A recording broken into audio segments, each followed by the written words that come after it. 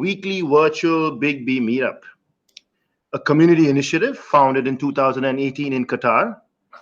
It is inspired by the people of Qatar, both local and expatriate, and dedicated to my mother. It aims to inform, to educate, to inspire, and bring communities together. The month of December, we have dedicated to Qatar National Day, and thus today we have as our guest Mubarak Al Thani, artist extraordinaire. Welcome, Mubarak. Thank you. Pleased to host you on Qatar's popular community outreach initiative, now on a virtual platform. Mubarak, please could you introduce yourself to our guests? Sure. Thank you, Bosco. The pleasure is mine to be here, to be honest. I know we had a long time to try to arrange this, and then I'm very happy that it's finally happening now. You asked that I introduce myself. Well, I think you said it well. Mubarak is my name. I'm an artist. My mediums are mostly acrylic on canvas. Although recently I moved more towards mixed media, but we can touch upon that later, I think, when we delve beyond the introduction. I am what's called self-taught, so I don't have any academic experience that backs up my art. But yeah, I just paint part-time when I come back from work, and I've been painting for a while now. Had some exhibitions here in Doha and abroad. Yeah, I hope this introduction is Yeah. But you're welcome to jump in. Absolutely. I'm like, yeah, that's a lovely introduction, Mubarak. So, Mubarak, when did you take up to art? What was your calling?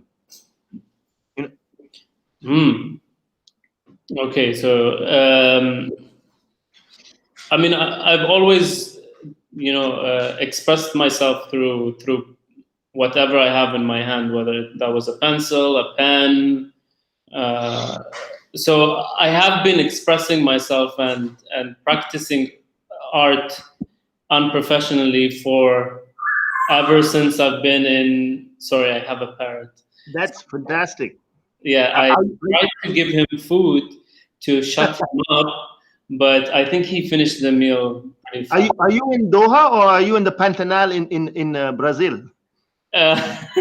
No, I'm actually in my studio, which is southwest of Doha.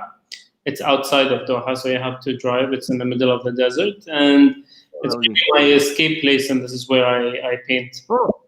Talking of your studio, I think I self-invited myself maybe a year back, and you told me, "Hold on, let me sort it out, let me get it worked, and then you can visit." Now yeah. I'm inviting myself again. Hopefully, I can be there before New Year or after New Year. Yes, apologies for that. We had an incident actually that time. There was some flooding, so there was renovations going on and refurbishing. So, but you are welcome here. And then actually maybe we can do a quick tour towards the end of this session just to show you a bit. Lovely. Yeah. Well, that's nice. But it's funny because I depict a lot of human interaction in cities and urban landscapes in my paintings, and I do them here in nowhere. So the contrast when my friends come over, they're like, "What? Why are you doing this here? Why aren't you painting in one of the streets?"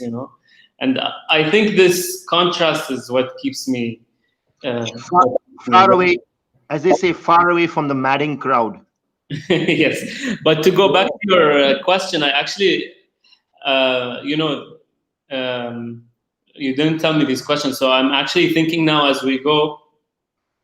When you mentioned calling, and you mentioned, I believe, you mentioned, and now I'm talking. I'm thinking that these may be two kind of different questions, and it's interesting because I I told you I've been active and painting and expressing myself for a while since I was a kid. I mean, if you look back through my notebooks, there's always, I'm depicting either the table in front of me or the chair or the student in front of me, or the teacher or the classroom or whatever. But I think there was never a calling until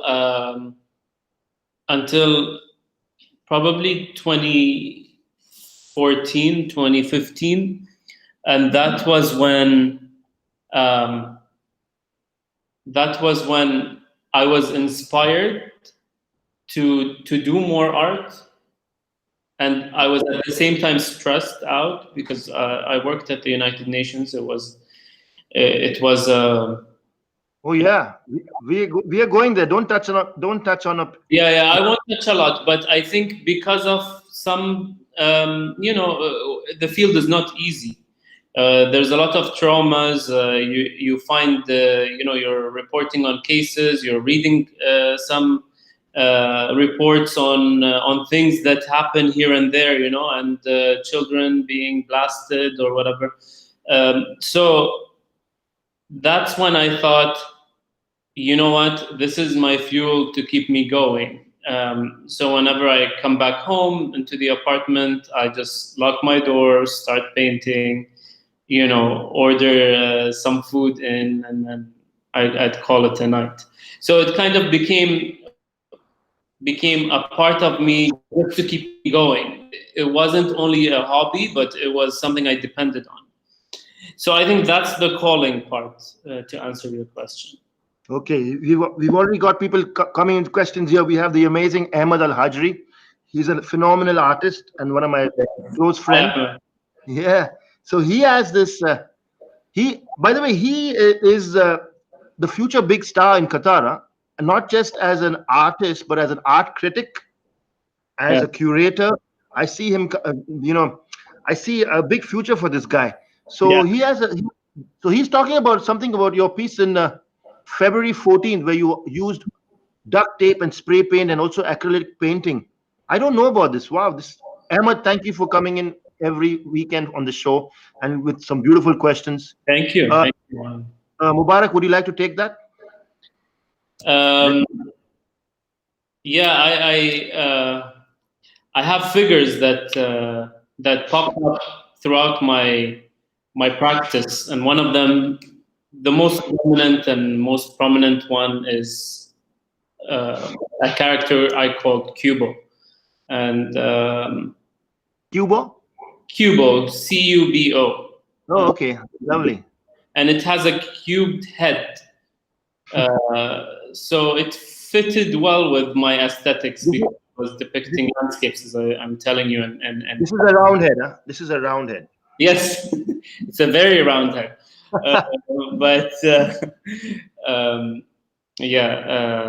so basically, I kept experimenting with Cubo, and it gave me. I say it because it's still genderless.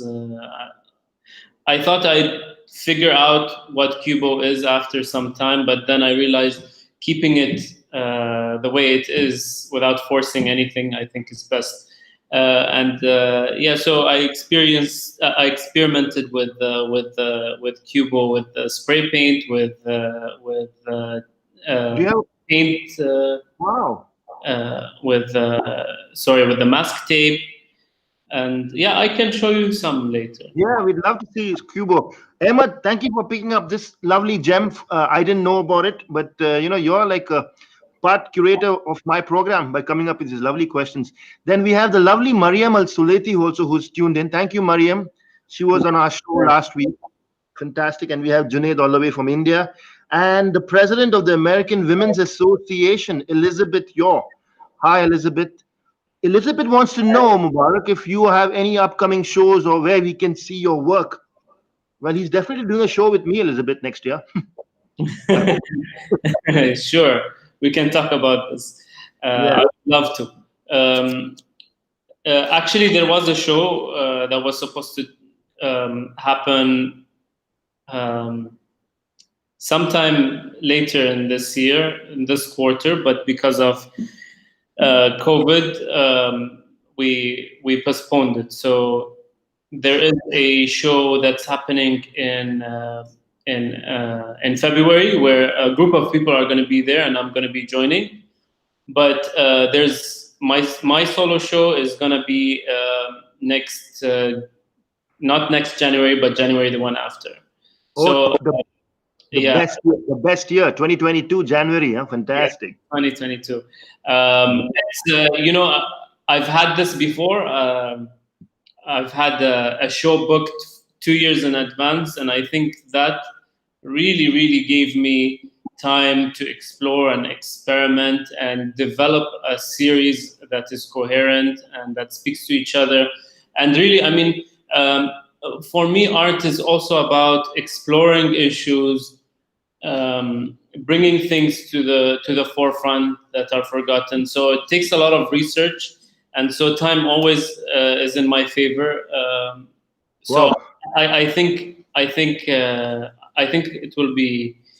I'll be happy with that show. And I've never heard that before. Time is always in your favor. That's fantastic. You're blessed to have time in your favor. Yeah.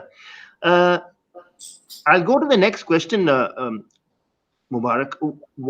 Who is your inspiration? When it comes to artists, like who have you been inspired by? Because self-taught artists, I mean, you're gifted, you're self-taught. You're not going to art school or something. So for me, that's phenomenal. I love that because I'm part of I think I consider myself also self-taught, be it my photography or my doodling. So you need God's blessing, and it's innate. You're born with it. So who inspired you? Who's your inspiration? Can you touch upon that? Actually, my inspirations go a bit further in time. I think probably and I have different figures for different reasons, but probably my ultimate inspiration is. I love Patrick Henry Bruce a lot. Okay. He's a Cubic. I like the Americans. Okay. A lot of people say, "Oh, Americans are, the true." I'm an anti-war fan. Yeah, but I think Americans are smart in the sense that they have surrealism. Yes, they have brought art to its contemporary. They bridged it to its contemporary state right now. So they deconstructed, worked on elements, and really it came through. I mentioned Patrick Henry Bruce. I love Stuart Davis. He's the ultimate one I was referring to. Mm-hmm. I like that he was a traveler. He depicted places where he went, and the way he depicted them. I think I'm very inspired by his everything, his paperworks, his paintings. I like other artists for other reasons. I like obviously Jean-Michel Basquiat and Andy Warhol for their colors mainly. Andy Warhol, yeah. For their colors. There's a science to colors, and I really pay a lot of attention to contrast and complements, and I think these two really master it. I like Zaha Hadid for her OCD and cleanliness, and so she speaks to me. Her artwork, a lot of people focus on her architecture. Exactly, I was going to say that. Touch upon, I think, later because I have some on it. But she did masterpieces that are paintings, and they are absolutely beautiful. So, yeah.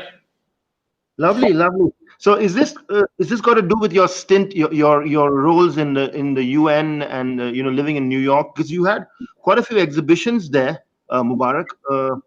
In fact, you had over 11 expos since 2017, and that's fantastic. That's wow.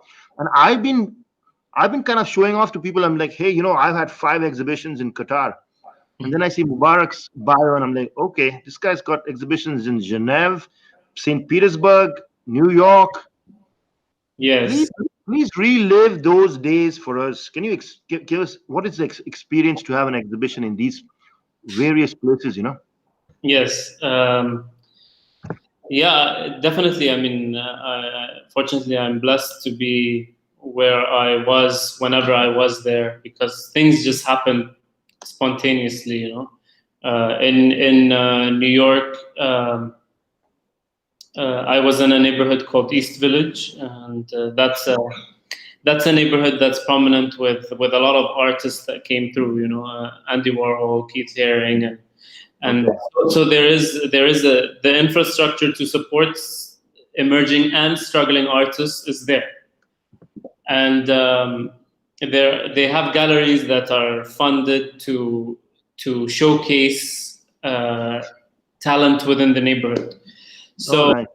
yeah, I mean it's in Manhattan, but it's very let's say Bronx, Brooklynish. Brooklyn. In a sense, Okay, there's I no like that. tourists, and you see the same faces every day in the coffee shops, and then you converse, and every once in a while when you pass by, you ask them, "Hey, how are you?" and all that. So there is this personal relationship, and then this lady asked me because she saw me. Painting in the cafe, and she asked me if I paint and all that, and then I told her, yeah, and you're welcome. I have a studio in my apartment if you want to drop by. And then she's like, beautiful. This is something we can showcase, and this was the beginning. And then another gallery heard of it, Oh, wow. and then it kept going. But then honestly, when I came to Doha, this was. In 2017. It was a few days before the blockade. I I was think just gonna ask. Oh, okay. it with me probably. I don't know. But really, the infrastructure here to help artists is incredible because That's my next question. Actually, you're answering my next question. How come you have all my questions with you? So my next question was, Mubarak, what is your take on the art scenario in Qatar? Now that you said this, you've been to, I mean, you had an exhibition in New York, a couple of exhibitions. It wasn't planned, so you were just sitting in a cafe and drawing, and suddenly somebody came up to you. That is fantastic. What are the odds of that happening in Qatar with any artist? I'd like to see that scenario happening here. What do you think? no, I think it's totally possible here. I mean, just go to the restaurants and the startups and the cafes and even the boutique shops. You'll find a lot of art that is done locally hung on their walls.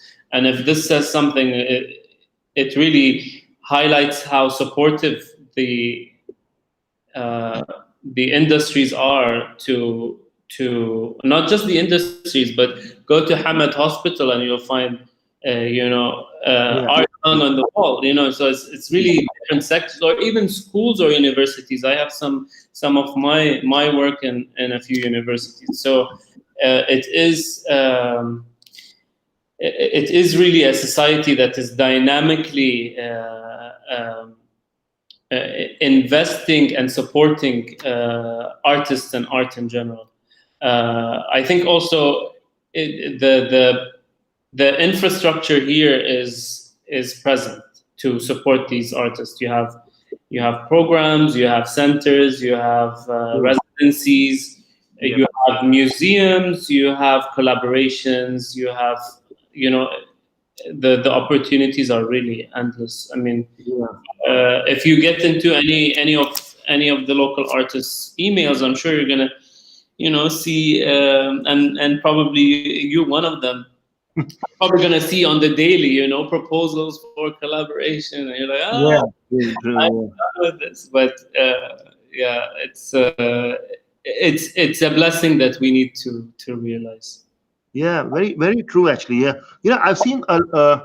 Actually, it's my one of my dreams to have. I mean, since I've living in Qatar since I was a kid, it's one of my dreams to have my own gallery in Doha. It's a big dream, but it's a. I'm going to let it out here in public in front of Mubarak Al Thani Nasser. Uh, to tell you that I would like to have a community gallery, a community art gallery, and Mm. not just open to the top tier artists, but I want, even as you just mentioned, emerging artists. I won't use the word struggling, but I think every artist has struggled in their life till they became, a big Yeah. artist.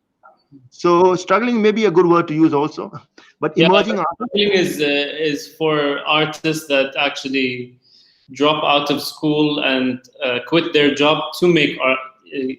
This is the meaning of it. But I think we're not struggling here in Doha, to be honest. Yeah, We are pampered by the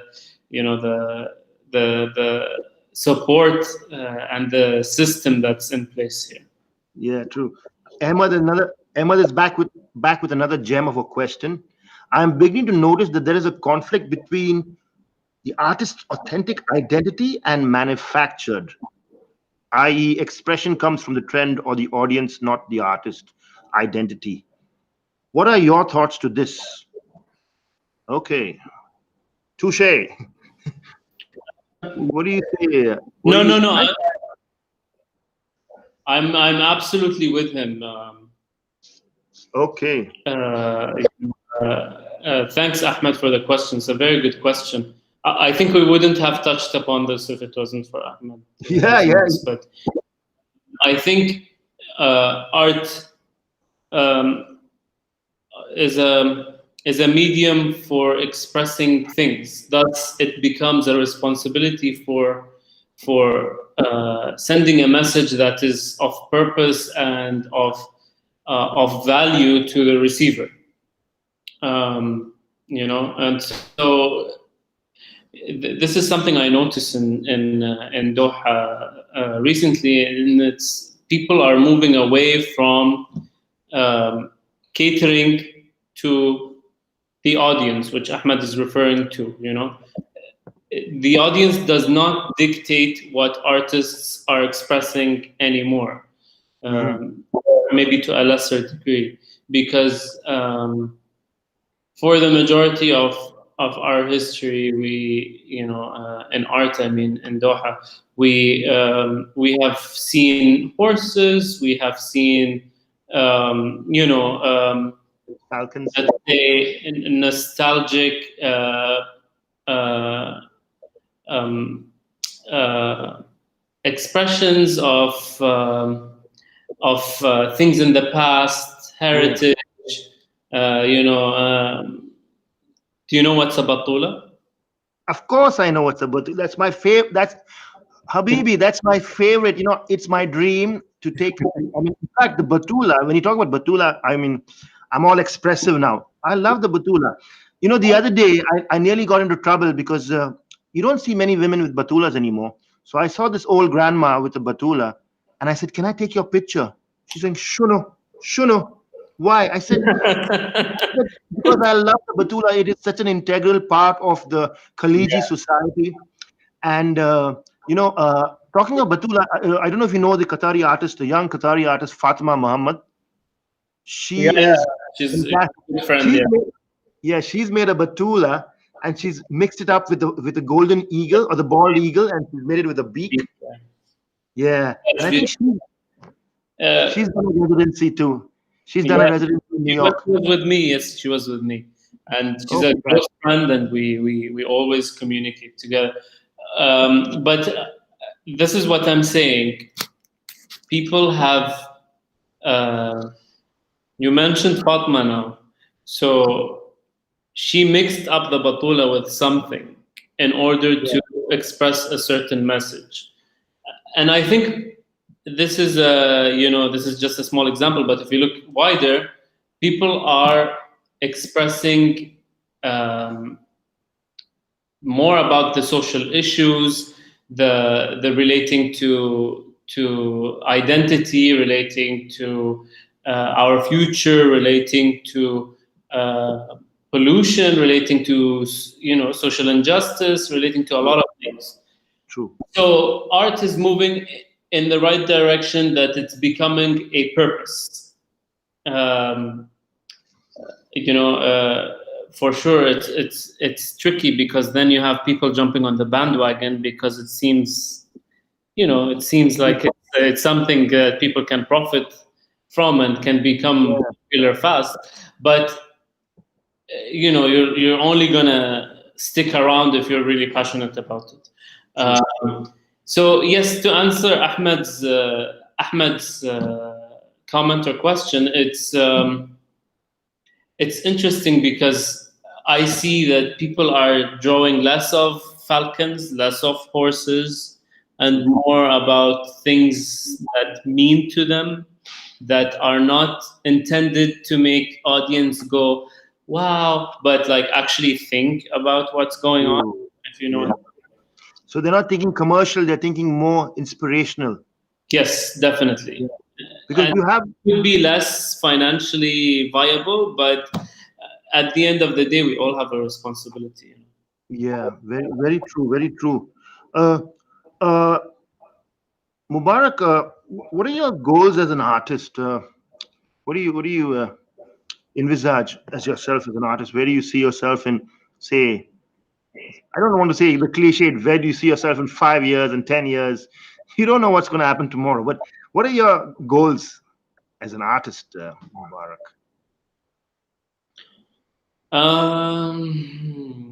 It's a very tough question. um, Sorry. yeah, I mean, no, it's fine. I didn't mean to make you feel bad. You should ask me these questions, because I need to be thinking about it. I would want to. Um, I have a lot of ideas for series, artwork series, and I would like to, check the list. If it's 5 years from now, I would like to at least have done 50% of them or something like this. Oh, wow. I have ideas, I have ideas from 2014 that I haven't executed already, Right. So where do you Uh, store them? Where do you store your idea? That's a personal question because I want to know because I have an idea and suddenly I lose it because I don't store it in the proper place in my brain. So where do you store your ideas? uh, okay, I am a Leo, so I am Oh, very organized. I'm very OCD, hence the cleanliness and the sharp lines and everything, and the color combination and all that.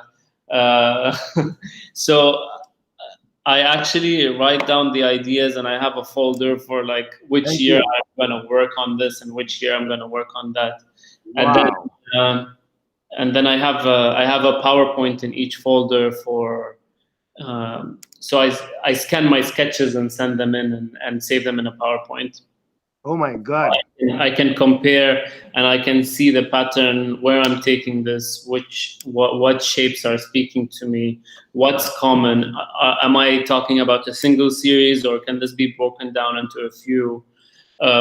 So all these questions. I would like to accomplish these series. I think I don't have like an ultimate goal of like I don't know, that maybe other artists would have, of like opening galleries and all that.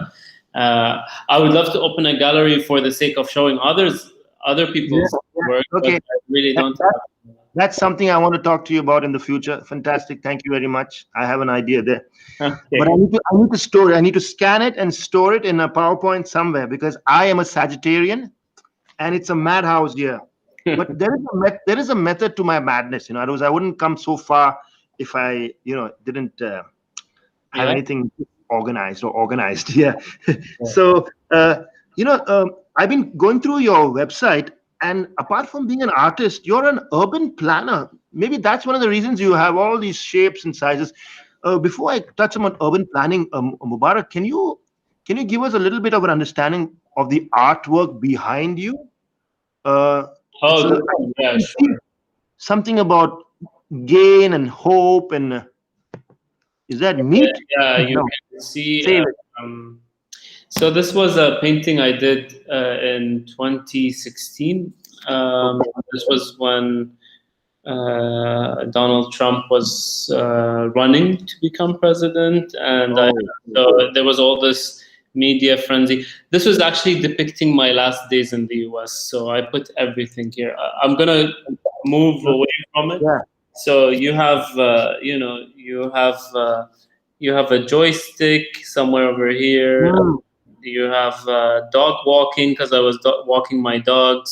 Oh, lovely. Uh, you have buildings that I used to see on my way to work and on my way to university. I was working and studying at the same time, and then Okay, just things that really resonated with my last days there. fantastic. Is it is Cubic there? Is Cubo there in any way? I thought that guy with the Yes. pineapple. So Cubo is here, and Oh, lovely. Cubo is here. Uh, Okay. maybe I should actually bring the thing closer. Oh, that's nice. Yeah, that's So you lovely. can see, It's a we're having a virtual art class now. yeah, Yeah, that's and nice. there's a few hidden cubos too. I don't know if you can see. There's one. Okay, that's nice. Yeah, and So, then in between the buildings here. and that looks like Buddha there on the left, Yes. or is it Jesus Christ? Yeah. That's nice. I like that. Thank So, you. Thank you so, very much. so Mubarak, is Cubo in every part of your drawing? I believe so now. I believe that because I've seen quite a lot of your work. So I think you slip in Cubo in all your artwork. Is it? Sorry, it was cutting, Bosco. You were saying? Yeah. So I believe I can see Cubo in all your artwork. Is Cubo in every piece of your work of art? I feel so now. No. Okay. Okay. No, it comes and goes when needed. Oh, okay. He's like the Incredible Hulk, or a superhero. A superhero. Yeah. Suddenly you're a normal person, and then suddenly you become a superhero. That's nice. I like that. Very striking work.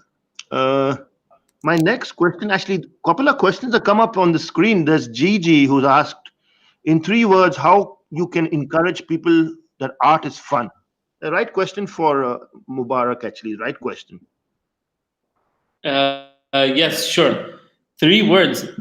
Tough question, Gigi, but nice question.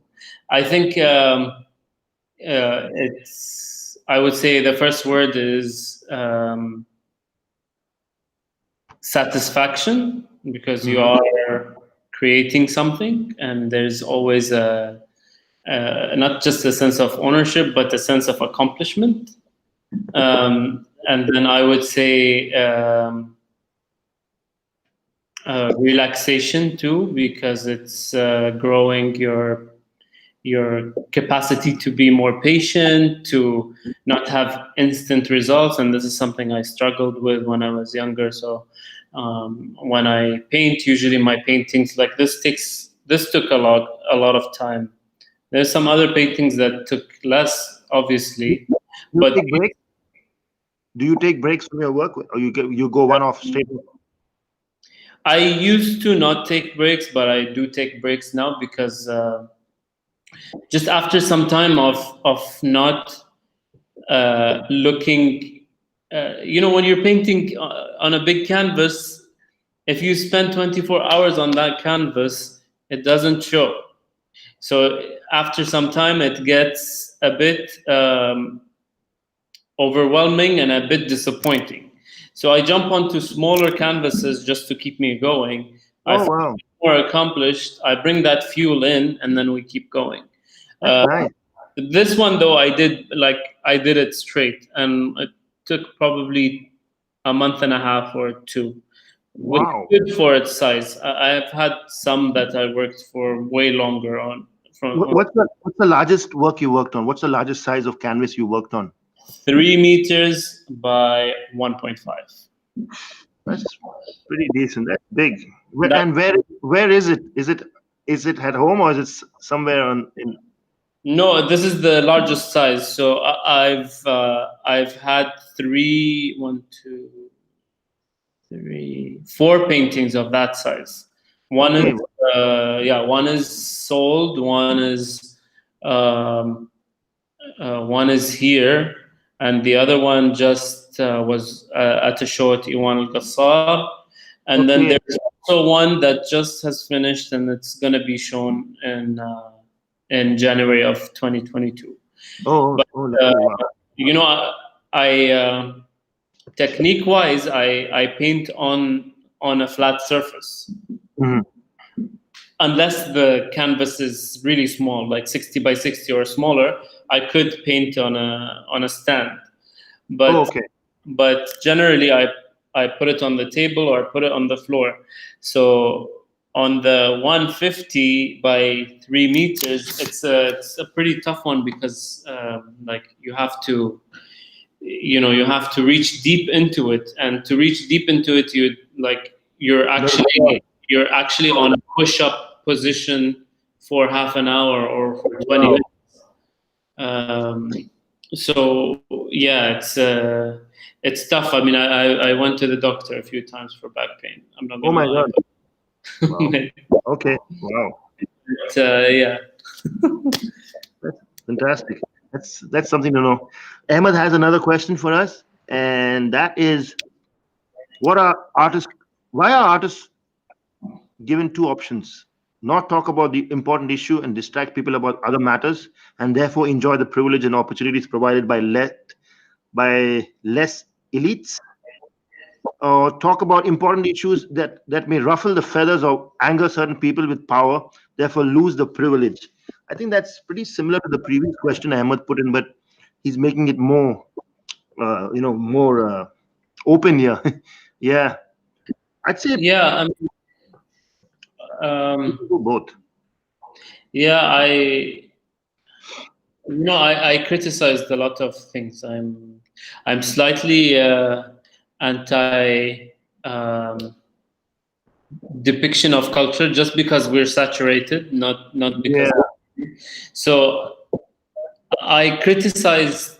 I have some art where I criticized art itself, and then I have some other art where uh, I touched upon what Ahmed is saying. Like lack of some planning from certain agencies and things like this. And to be honest, it was received very well. mm, Um, I'm it not surprised. it was.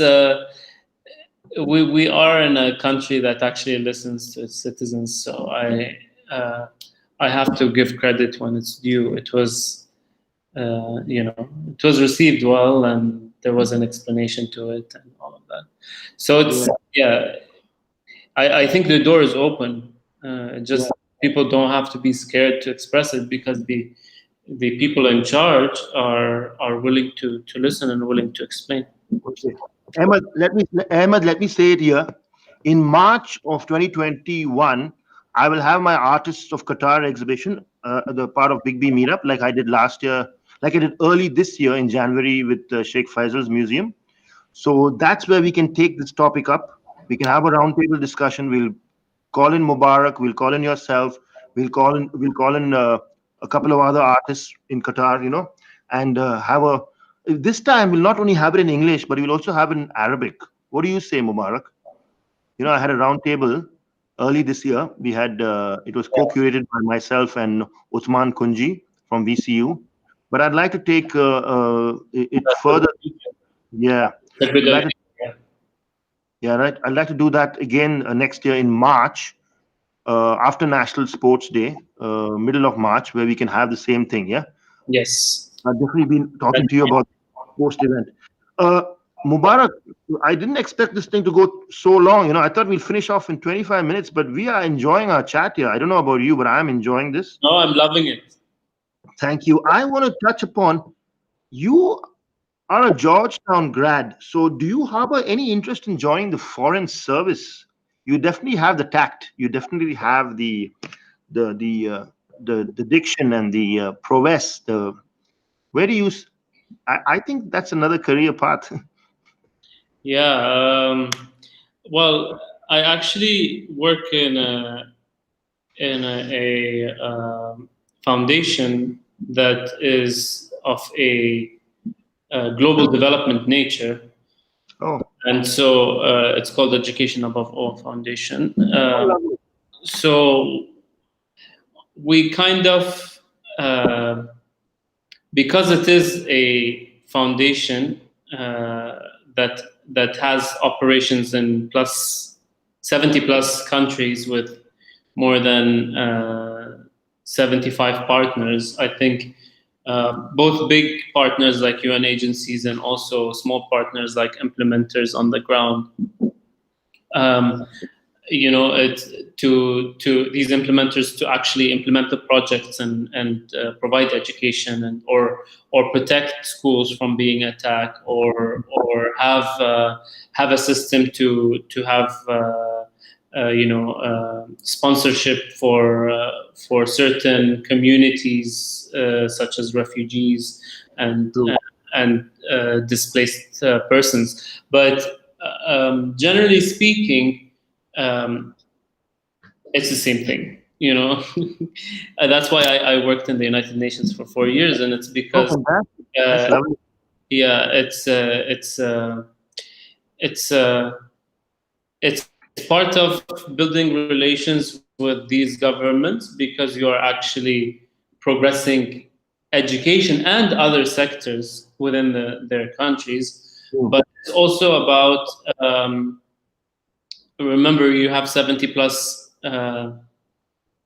partners, so you actually have a network to leverage. So True. it is very political, but I love foreign service in general. I Nice. see myself anywhere in it.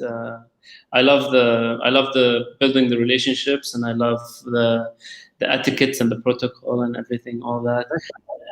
And I like, How yeah. was it working? You worked in UNESCO Paris also. How was that? Yeah, I worked before going to the United Nations. I worked for a year in UNESCO Paris. It was really nice. I worked in the Bureau of Field Coordination. Oh, So we were coordinating with the offices in the field, but I was in the headquarters in Paris. oh And yeah. it was very interesting because you can see like the different struggles in different regions of the world. And Wow. That was it was excellent. a really opening let's say, time for me. It was a year that I really learned a lot. Oh, fantastic. Talking of education above all, part of in fact, I worked on the PR account for Reach Out to Asia back in 2005 and six. Mm. Yeah, we took care of the Wheels on Heels. They had a fundraising program, and even they had a world mega dinner program. Where Reach Out to Asia. I was very much involved in that. It was a phenomenal PR account to handle, a very prestigious one, and we were part of the. They used to build schools in Indonesia. In Indonesia, we used to send children from Qatar and field help from Doha to Yeah. Indonesia and build schools there during the tsunami. The after tsunami effects. So I remember that very clearly. Yeah, that was fantastic. Uh, I'm nearly running out of time here, but I have four more questions for you, Yeah, sure. Mubarak. That's it. One is something very close to my heart. I've been following not sneakingly, but I've been following you on your Insta stories, and you have a pet dog, and you love him to bits. Bring that up. Would, would you join my awareness campaign on fighting against animal cruelty here in Qatar? Oh, absolutely, yes. Yeah, thank Yes. you so much. I'd Thank love you. Thank you for the invite. because I had a program maybe 2 months ago on animal awareness, and I had snippets, short videos sent to me by Khalid Al Jaber, Hind Fakru, and Khalifa Al Misnad, and many other individuals in Qatar. So I want to have this campaign started in middle of next year or early next year, Yeah. and yeah, we take it from there. Maybe we could have Cubo as our mascot. Oh yeah, sure. I Yeah, have my because dog. that's a nice way to I have showcase. two dogs, so I don't know if you want to meet them both. Oh, lovely! What's This is Princess Bella. She's that's sweet. Princess Ginger Maria. Uh, Wow. she just She's had like, lunch, so شوفي مني شوفي مني يلا. Hey, she's a Basenji. I don't know if you know that breed. what They're what what what breed is it? Basenji. Oh, Basenji. Okay, okay. It's She's like on the hieroglyphics in Egypt, so she's the oldest breed of oh dog. oh wow wow. Actually, they cannot bark. They became an independent breed before dogs developed the cords to bark. So she yodels, Wow. howls yeah. Like And, I, like a fox. and then I have my other one who's a Frenchie. Oh, I love Frenchies. I believe I'm a Frenchie. I Yeah, think you are, yes. I have a pug in Bombay. My sister's pug. We have a Oh, pug in beautiful Bombay. pictures, yeah. And when I visited Barcelona 10 years ago, on the street somebody was walking a Frenchie, and I took a selfie with. I bent down on my fours and took a selfie with that Frenchie.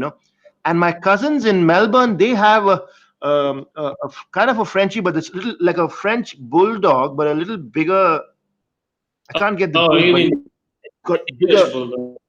Yeah, no, it's like the Frenchie. It's like a French, but a little bigger than the Frenchie. Because Frenchies are really small, Hmm. and then this guy, a little bigger guy. I can't get his breed, but yeah, but nice fellow. Yeah, but the thing about animal cruelty is, these specialty breeds, they want to showcase them. Like this dog, my cousin picked up in Melbourne, had a bit of a dot on its nose, Hmm? so the breeder said they might not be able to sell it, so they wanted to put him down. Just for So that. my yes for that. Oh my goodness. So yeah, I know. So my cousin said, no, don't put him down. I will take him.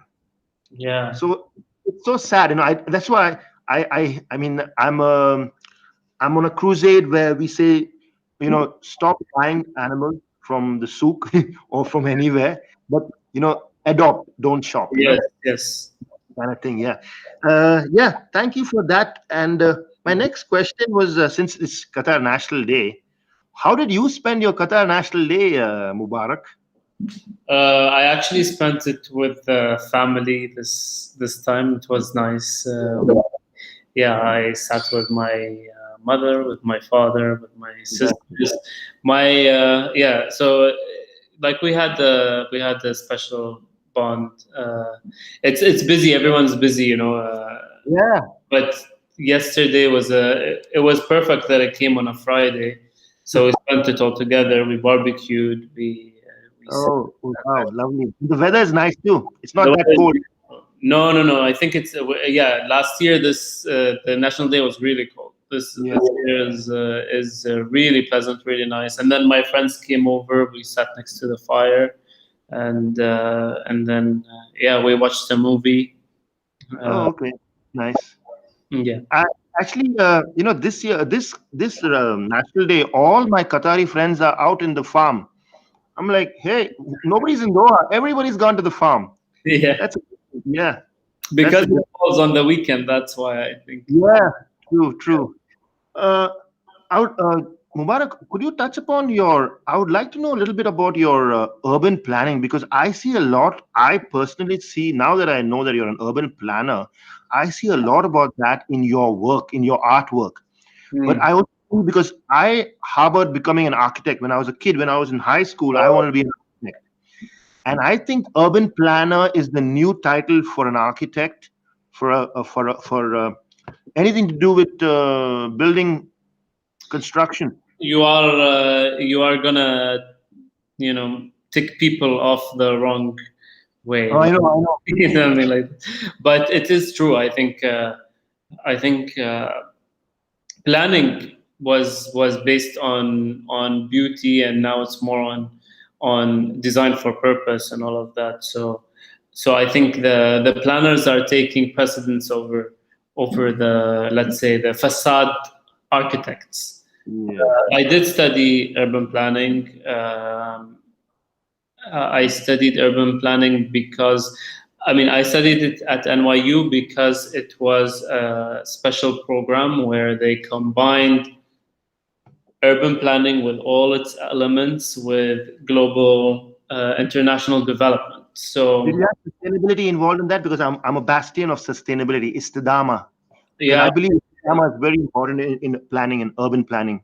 it was a major element in all the courses. In fact, there was one course just about it, and I took it. It was about sustainability. It was about smart cities. It was about designing for more just societies, designing for more healthy societies, designing for minorities that might have difficulties with purchasing power. Thus, you need to have a lot of free access to attractions, a lot of free access to parks, to stuff like that, and outdoors. You do see that a lot in my Yes, absolutely. art. Ahmed, not sorry, Ahmed. Ahmed's on my mind too. Mubarak. Yeah. Ahmed's last question, because it's another question very close to my heart. It's about differently abled. Talking about education, do you think Qatar schools should install a course that teaches the younger and also older generations about the differently abled to increase people's awareness and understanding of the differently abled? Bravo, Ahmed. Absolutely. Very nice. Oh This is a yes, absolutely. I'm for it. yeah. Everyone has a everyone has a. People the awareness may be there in pockets, but then to really have it across the board, then you might need to introduce it in education itself, because no one doesn't have an education, and thus then everyone is aware. So yeah. I'll touch upon two more things with you, Mubarak. One is the Big B meetups, the initiative that I started in 2018. At every event that I've had six so far, I always have an NGO attached to it, because it is a community initiative. So I had my first initiative in April 2018. My first speaker was Ahmed Mohammad Saudoon Al Kuwari. Yes. Yeah, and I had Paws Rescue, the animal rescue, as the NGO of choice.